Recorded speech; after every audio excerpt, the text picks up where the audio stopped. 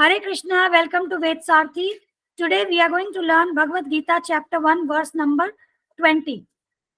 We are learning the verses under the theme Signs of Victory and verse numbers are 14 to 20. So this is the last verse in the theme that we are going to learn today.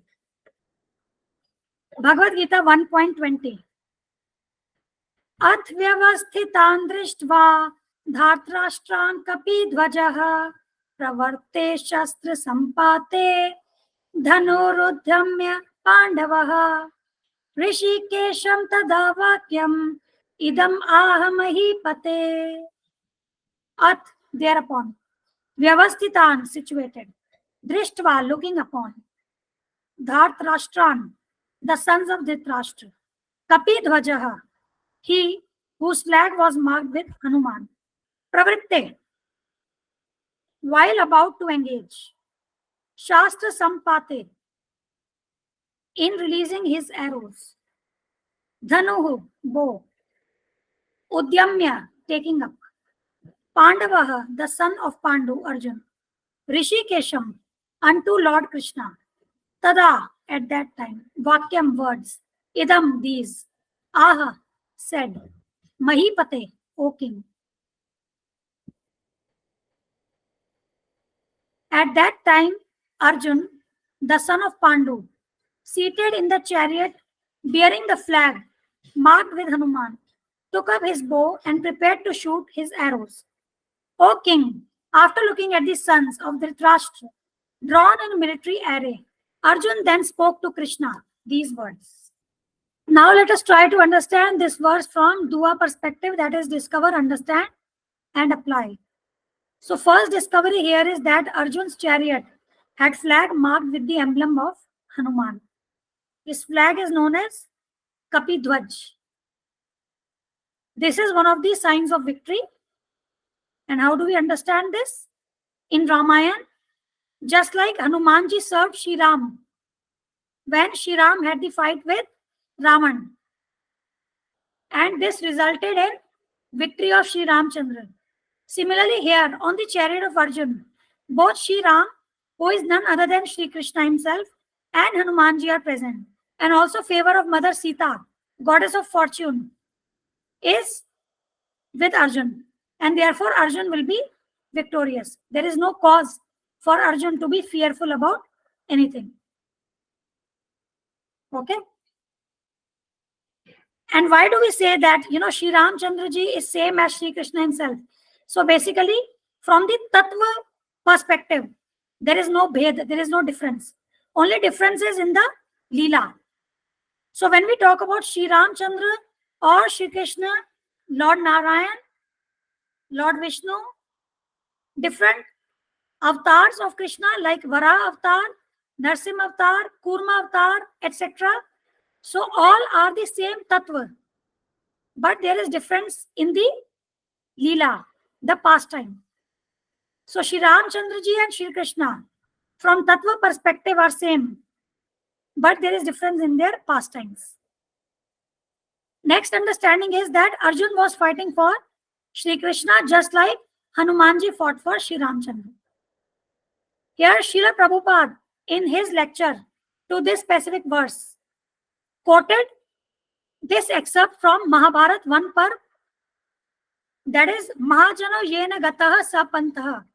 This was basically spoken by Yudhishthira Maharaj, and it means one should accept whatever progressive path the Mahajans advocate. Now I have copied here what exactly Srila Prabhupada had talked on this specific topic. So here Srila Prabhupada says, Vaishnav should follow his previous Mahajan authority, that is Vaishnavism. So in the fighting principle, Arjun is fighting for Krishna. That is Vaishnavism. So in the fighting principle, Arjun is fighting for Krishna. He is following the previous fighting Acharya Hanumanji. Therefore, he has depicted his flag with Hanuman. That Hanumanji, Vajrangi, kindly help me. Vajrangi is another name of Hanumanji. This is Vaishnavism. I have come here to fight for Lord Krishna. You also fought for the Lord. Kindly help me. This is the idea. So any activities of Vaishnav, they should always pray to the previous Acharya. Kindly help me. This is Vaishnavism. Vaishnava is always thinking himself helpless and begging help from the previous Acharya. Okay, so here Arjuna is seeking the mercy of the blessings of Hanumanji so that he too becomes victorious as he is fighting for Krishna, the same way as Hanumanji fought for Sri Ramchandra. Another instance, another example Srila Prabhupada quoted is from Sri Chaitanya Charitamrita. So here Srila Prabhupada says that just like in Chaitanya Charitamrita, you will find the author at the end of every chapter says this specific verse. Shri Rupa Raghunath Pade Yar Ash Chaitanya Charitamrit Kahe Krishna Das. His every line he's thinking of Rupa Raghunath, his previous acharyas. So let me surrender to the Goswamis and they will help me how to write. You cannot write, that is not possible. There are many more examples. For example, even Srila Prabhupada always dedicated all the success that he attained in propagating Krishna consciousness to his Guru Maharaj, Krishna and Guru Parampara. So we must apply this. We must learn from these great authorities and try to apply this in our lives. So what is the application? That we must always perform activities to satisfy Krishna.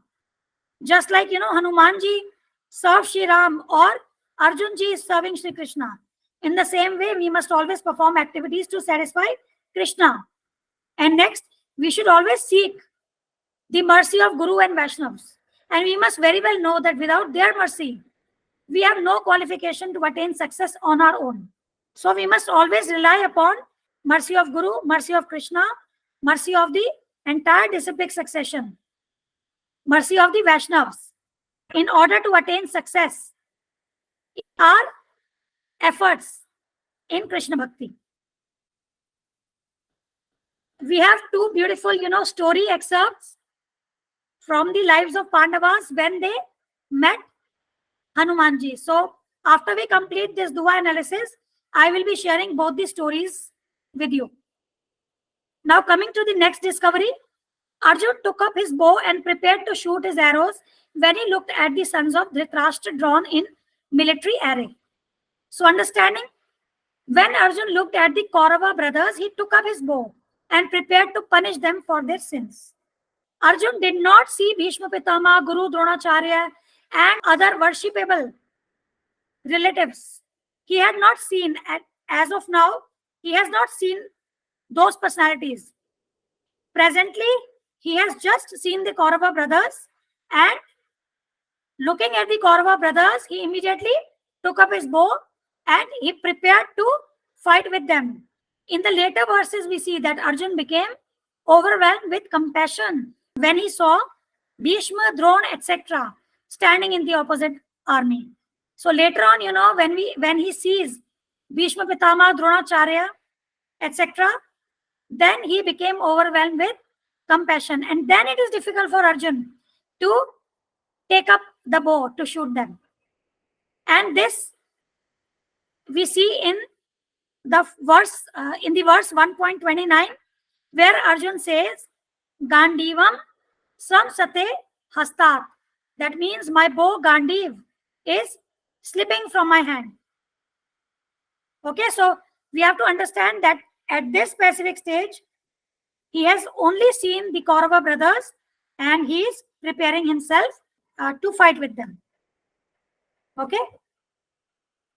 Next discovery, Lord Krishna is referred to as Rishikesh.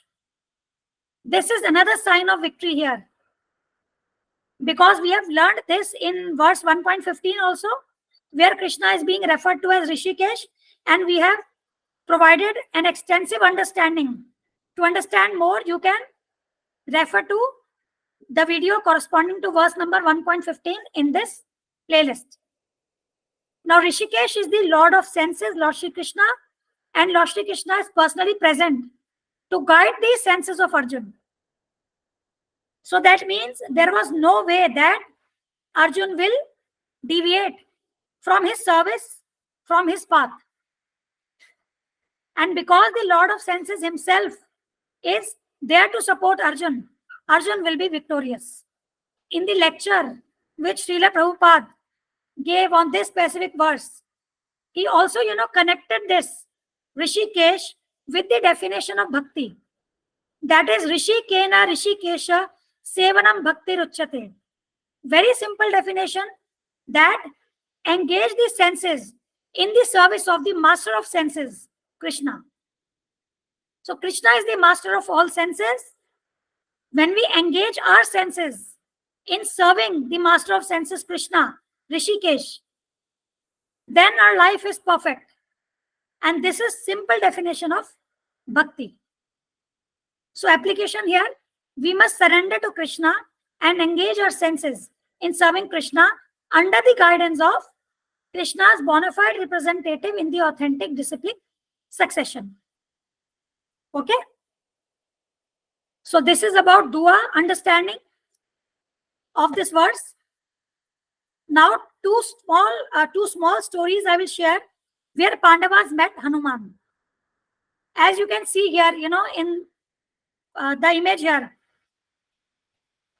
this is Bhim trying to move the tail of Hanumanji. Okay? So what is the story behind it? Once during Pandava's exile, when Arjun was seeking celestial weapons, the remaining Pandavas, they stayed in Badrik Ashram high in the Himalayas. Then Draupadi came across a beautiful and fragrant 1,000-petaled lotus flower. She then insisted Bhim to bring more such flowers for her so that she could offer those to Yudhishthir Maharaj. Okay? Then Bhim started moving towards the hill in order to get those flowers for Draupadi. Okay? On the way, his path was blocked by a huge monkey who was no other than Hanumanji. Then Bhim asked the monkey to move aside so that he can go ahead. And that would also avoid Bhim crossing over the monkey. Okay? But the monkey's reply was that I'm too old to move. You can just jump over me. So Bhim became very angry and again, again he ordered the monkey to move aside. But monkey again pleaded that he was very weak due to old age. And he requested Bhim to simply move his tail aside and clear the path. Unlimitedly powerful Bhim grabbed the tail and tried, but he failed. He could not move the tail of the monkey. He was very amazed and then he respectfully inquired to monkey's identity. And he was overjoyed to learn that he had met his brother Hanuman, because Hanumanji is also Vayuputra, the son of Vayudev. And Bhim is also Vayuputra, son of Vayudev. So both were brothers. So Bhim was very happy to meet his brother Hanuman. And Hanuman embraced Bhim and showed him the huge form by which he leaped to Lanka. Okay? Then Hanumanji blessed Bhim and said, I shall also remain present on the flag of your brother Arjun. When you roar like a lion on the battlefield, my voice will join you to strike terror in the hearts of your enemies. You will be victorious and will regain your kingdom. So Hanumanji blessed Bhim that the Pandavas will be victorious and they will regain their kingdom. And also, he said that when Bhim will roar like a lion on the battlefield, Hanumanji will join in and will terrorize the enemies. Okay, so this is one of the instances when Bhim met Hanumanji. Another instance is when Arjun met Hanumanji. Once, Arjun went to Rameshwaram and inquired why Sri Ramchandra had to use monkeys to build the bridge to Lanka. He could have used arrows also. So there was a small monkey who said that if Sri Ramchandra had used the arrows, the bridge would break. Arjun said that he could make a bridge of arrows which no monkey could break. Then this monkey challenged him. And what was the challenge? The challenge was that if Arjun won the challenge, the monkey would become his servant. And if monkey won the challenge, then Arjun would commit suicide. Okay. Then next, Arjun built the bridge several times with his arrows, but every time the monkey broke it. So basically, Arjun was unsuccessful in building a bridge of arrows which could not be broken. As per the challenge, now Arjun decided to commit suicide. And then, immediately a Brahmin boy appeared and said that the challenge should have an arbitrator. So challenge was made again. And this time, when Arjun built the bridge, monkey could not break it. And this monkey, Hanumanji, he expanded his form and became very, very huge. In spite of that, he could not break the bridge of arrows. Then monkey realized that this Brahmin boy was none other than his master Sri Ramchandra. And Arjun recognized this Brahmin boy as his master, Shri Krishna. Then Shri Krishna advised both of them not to make contest like this. And also, he reminded monkey, that is Hanumanji, that he should fulfill the promise by placing himself on Arjun's flag. Okay, so this is another story. Now, with this shlok, we complete the theme, that is signs of victory, starting from shlok number 14 to shlok number 20. So this is the summarized table. There are 12 signs we have mentioned here, covering these range of shlokas, which indicates that Pandavas will be victorious. So let us, go through these 12 points one by one. In Bhagavad Gita 1.14, there are 3 signs of victory we have noted here. First, the great chariot on which Krishna and Arjuna were seated. Second, the transcendental conch shells of Krishna and Arjuna. Third, Krishna being referred to as Madhav, husband of goddess Lakshmi. Then, shloka 15 to 16, divine nature of the conch shells of the Krishna and Pandavas. Then, shlok 15, 3 more signs here.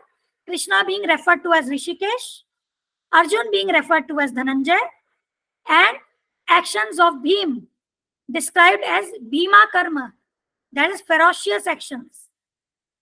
Then verse number 16, another sign of victory, that the name of the conch shell of Yudhishthira was Ananta Vijay, means infinite or unending victory. Then verse 17 and 18, the outstanding nature of Pandava's army. Then verse number 19, the blowing of the conch shells of Pandavas shattered the hearts of the Kauravas. Then verse 1.20, 2 signs. First, Arjun's chariot had flag that was marked with the emblem of Hanumanji, Kapidhwaj. Another sign, Lord Krishna referred to as Rishikesh. So this basically completes the theme, signs of victory. Our next theme would be Krishna as Bhakt Vatsal. Okay, so these will cover verses from 21 to 25. That's all for today. We dedicate this channel and all these videos to our Guru Maharaj, His Divine Grace A.C. Bhaktivedanta Swami Thakur, Srila Prabhupada. Srila Prabhupada ki jai. Thank you. Hare Krishna.